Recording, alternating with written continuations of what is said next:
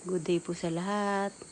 So ito po, nagtanim po ulit sila dito ng panibagong gulay. Yan, beans po yan. Tsaka po dito ay repolyo tsaka broccoli daw.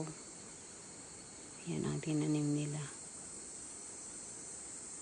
Tapos doon naman sa may dulo po ay spring onions. Yan. Yan dyan po sa may tabi ng mga talong din.